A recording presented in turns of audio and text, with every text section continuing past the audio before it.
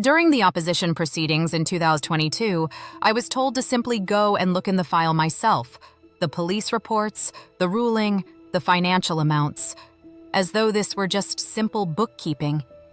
But without the bank statements, the numbers become nothing more than guesswork. So I went to the registry of the Court of Appeal. I started with 2007, no bank statements. 2008, none either. 2009, again nothing. 2010, only part of them. How was that possible? The appellate ruling of January 8, 2020 explicitly referred to those bank statements as evidence. The registry had no explanation. This could hardly have been accidental.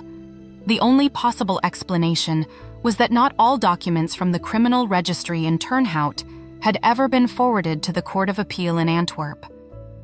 I was then informed by phone.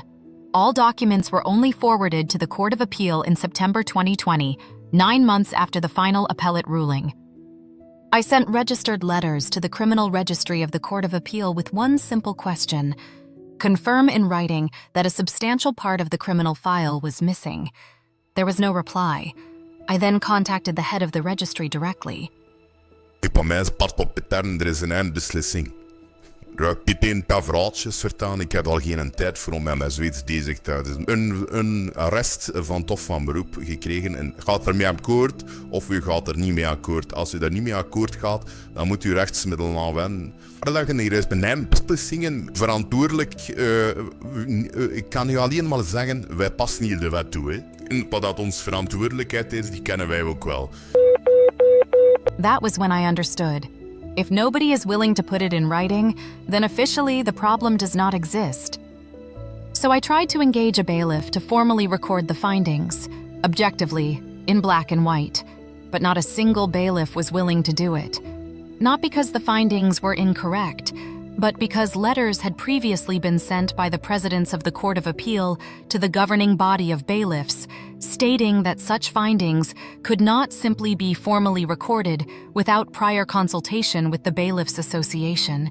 Listen to what a bailiff himself says, and what the governing body of bailiffs confirms. Om vaststelling mee te doen op een griffie. Dus daar zijn verschillende oms en drie rondgeschreven dat dat niet zomaar kan. Inderdaad, daar zijn. Het is de rechtbanken, vooral de voorzitters van het Hof van Beroep, die maken veel problemen dat er vaststellingen gebeuren door rechtsbewaarders op hun griffies. Of tijdens zittingen. Er zijn in het verleden al boze schrijvers geweest van de voorzitters van het Hof van Beroep naar onze raad van arrondissementskamer van gerechtsbewaarders van Antwerpen, waarbij dat ze menen dat dat allemaal niet kan. Dus dat is een beetje het ding waarom dat ik zeg dat dat niet zo eenvoudig is om dat te doen. Ja, voor dergelijke opdrachten is er geen verplichting om het aan te verlenen. Sturen om uw probleem aan te brengen. Maar de zin inclusief de voorzitter kan ook niemand verplichten om het te doen, kan ook niemand aanwijzen om het te doen, lijkt mij. Dus maar u zou uw probleem kunnen voorleggen. Maar... What makes this even more absurd is that the CTIF states that the bank statements were attached as annexes, and the police reports refer to them as though they had been used during the investigation. But within the criminal case file itself, they were never numbered, never inventoried, and never classified as evidentiary exhibits. So, they exist when accusations are made against me, but disappear when I need to defend myself. When even the absence of documents from a criminal case file can no longer be formally established, then not only the evidence disappears, but the rule of law itself. A criminal conviction based on incomplete and unverifiable evidence is not justice at all, but a conviction without foundation, and a system that refuses to acknowledge that chooses to keep itself deliberately blind. At the hearing, the Belgian state says it as if it were self-evident. The confiscation is final. Therefore, the state is the owner of both properties. But that is not what the criminal judgment says. The judgment speaks of confiscation up to a certain amount, a percentage of the value, not of an explicit, complete confiscation of two houses as specific objects. And yet the state acts as if those houses have been fully confiscated, as if ownership automatically shifts. Everything is built on one distortion. An amount is treated as a title of ownership.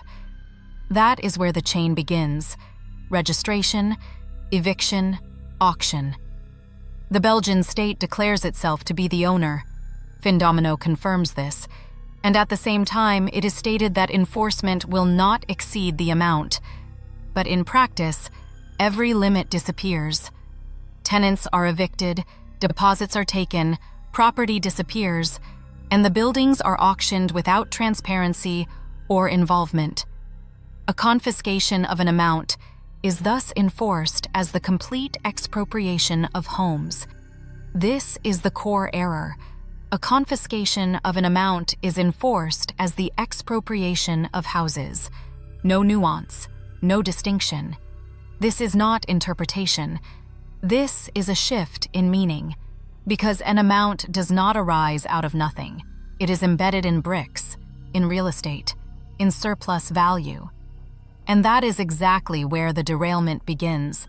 As soon as money is linked to a property, the judgment is treated as if it targets the houses themselves. An amount becomes a title of ownership. A financial sanction becomes a key to your front door.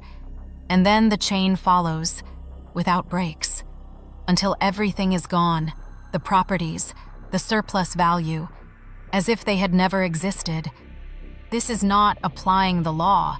This is bending the law in such a way that it ends where the value is, in the houses, because even after deducting the mortgages and after enforcement of the criminal judgment, more than 1 million euros in surplus value was still at stake. They say it at every hearing, as if it solves everything. The judgment has become final. We are simply enforcing it. Confiscation means the Belgian state is the owner. But that is exactly the leap no one wants to say out loud. Because where does the criminal judgment literally state that? If the judgment confiscates an amount, you cannot simply turn that into houses.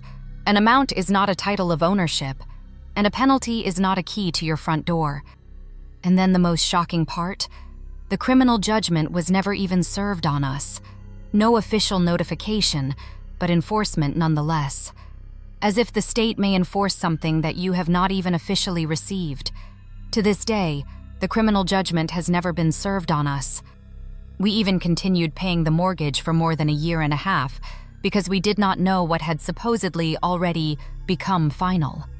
Meanwhile, on the other side, the legal machine was already running. Registration, eviction, auction. And even if it concerns the confiscation of an amount, beware, you are not allowed to pay. The state relies on the proprietary effect of confiscation, but that effect does not give the state the right to enforce more than what the judge decided. A partial confiscation, therefore, cannot simply justify a complete transfer of ownership. In connection with cassation proceedings in an opposition procedure involving a foreign company, the case file was sent to the registry of the Court of Cassation in Brussels. But in Brussels, the unthinkable happened. The registry cooperated.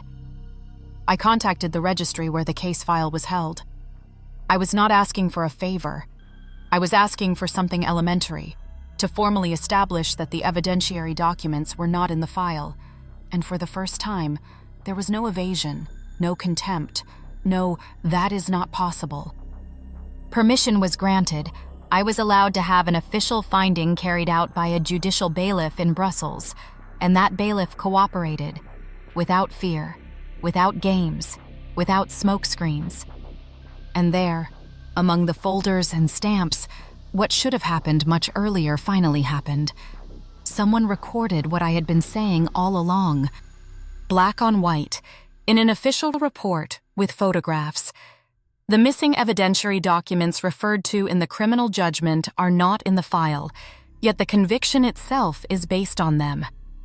No longer your word against theirs. No longer you have a final judgment and can no longer do anything. No longer those are exhibits. The criminal file confuses bank transactions with money laundering.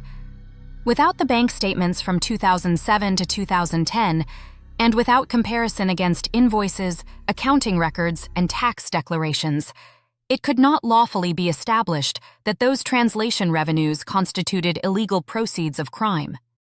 But despite these fundamental contradictions in the case file, enforcement simply continues.